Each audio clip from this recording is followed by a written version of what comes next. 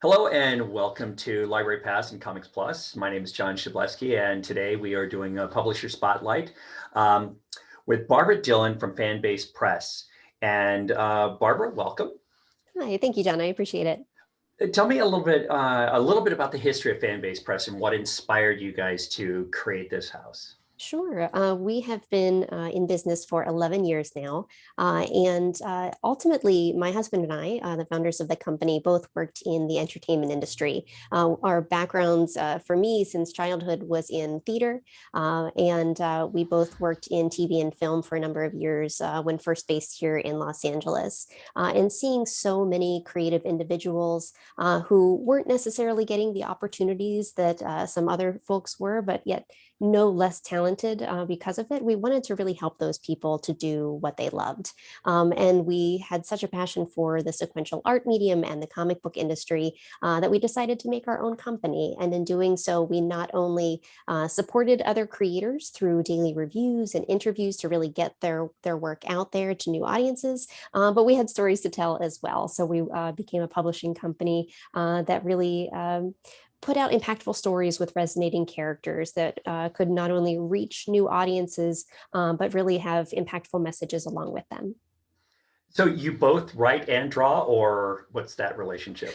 I will say my husband both writes and draws. No one wants to see my stick figures. They're terrible. I work very much in the background in terms of, and I'm the editor in chief of the company.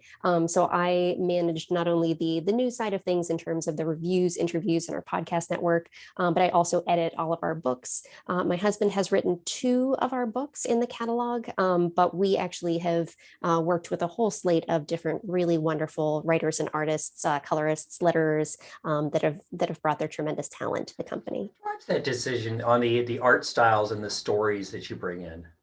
Sure, absolutely. So we work with primarily creator-owned books. So all of the books that we have published have actually come to us through submission.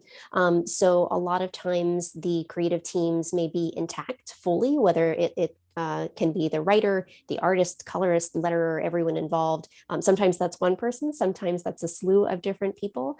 But sometimes we do have folks that will bring their project to us as a germ of an idea or simply at the script stage. And we will work with them to find an artist. And really, at the end of the day, it comes down to what kind of story are they looking to tell? Because we don't want to in any way change what their ultimate vision is. Of course, we want to make it as best as possible, Sure. but we really want this to be a collaborative process and to be what they ultimately have in mind. Tell me about the first year. What titles stick out from the first year? Sure, absolutely. So we started with one of my husband Bryant's graphic novels called Something Animal. And it was co-written by Bryant and writer Sam Rhodes, who was also involved in the company when we first began. And the artist was Robert Burrows. This is a very dark and gritty horror story. It's kind of our reimagining of the vampire tale. This was very much at the time of the Anne Rice and Twilight. So it was a very sexy vampire time, but we really wanted to get back to the roots, the Vlad the Impaler, those kinds of Eastern European stories. So it was a very dark and gritty graphic novel, and it's all hand painted, which was what was truly remarkable about the graphic novel, Robert's artwork. He would hand paint every single panel and then Photoshop all of them together into the full panel spread. So it was a really fantastic project. So you mentioned hand painting. So your creatives that you work with, they're in all different kinds of mediums then that they're working with, correct? Correct, Yeah. exactly. We've had everyone work from, we've had two artists that preferred to work with hand painting and acrylics. We've, of course, had folks working digitally solely on their Surface Pros or Waxens. Or Wacom's rather, and we have some folks that just like the traditional pen and paper or ink. That it's really up to them, and it's also kind of what tone they're looking to put forward with their artwork, depending on which medium they're looking to utilize. Gotcha. My awareness of Fanbase Press happened with a title you published called Kinsei. Yes. How did that happen? And it was so well received.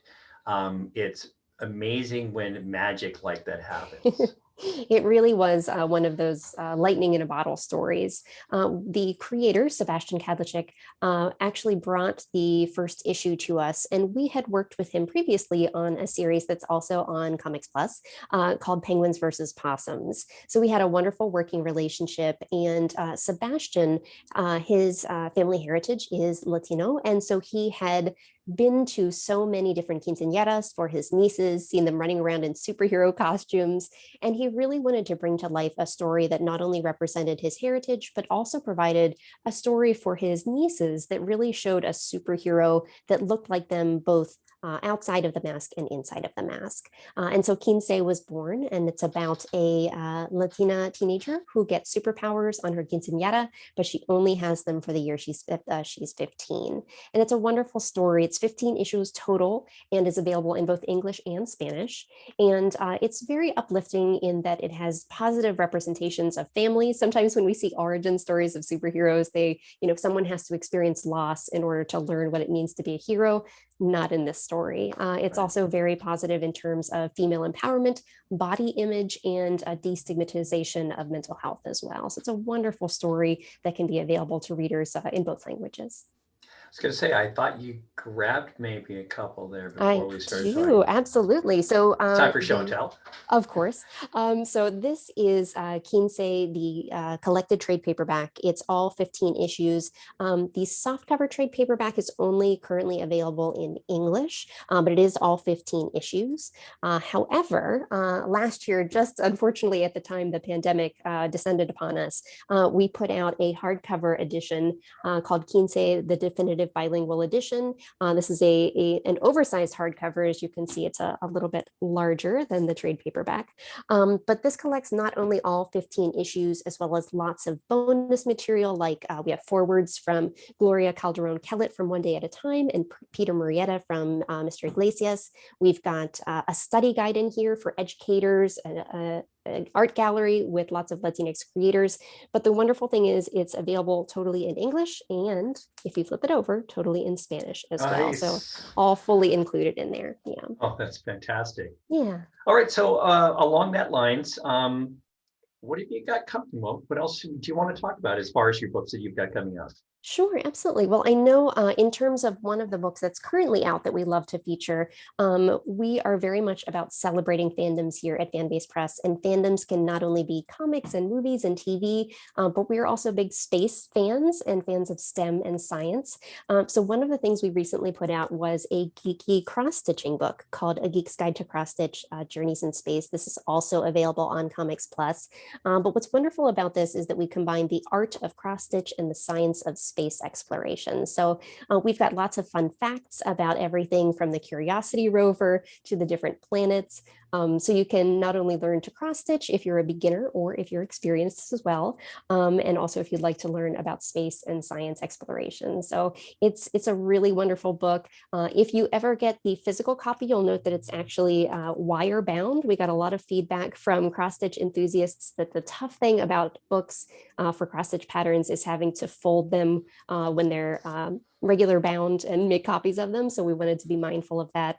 But as mentioned, it is available digitally on Comics Plus as well. So I definitely wanted to highlight that one. But we've got another series coming out called Nuclear Power this year. This is a more adult, more mature, I would say 18 and up series, 6 issues in total, and it's an alternate history tale about the Cuban Missile Crisis. Basically, the creators posit what would happen if the Cuban Missile Crisis went the other way and the bomb was dropped. And so we call it sort of the Handmaid's Tale meets the X-Men, and we really posit what would happen, what lengths would a government go to deceive its citizens. It's somewhat prescient in terms of what we've been experiencing in the country for the past few years. But it's a wonderful story that really talks about what democracy is and what human rights are, and how differences can really bring us together. So it's called Nuclear Power. It's written by Desiree Proctor and Eric Harrell, and with illustrations by Lynn Yoshi, and that will be coming out this year. Excellent. Really looking forward to that. Thank you. Well, that pretty much covers everything, and I can't recommend enough. go into Comics Plus and really, Kinsei, I love the craft book. That was brilliant. I remember when that got posted, and looking forward to the next book as well. Barbra Dillon, thank you so much. And thank you, Fanbase Press, also for putting your books onto the platform. Really appreciate and look forward to all the rest of your work that you have coming out. For Library Pass and Comics Plus, I'm John Shableski, your host, and thank you for joining us today.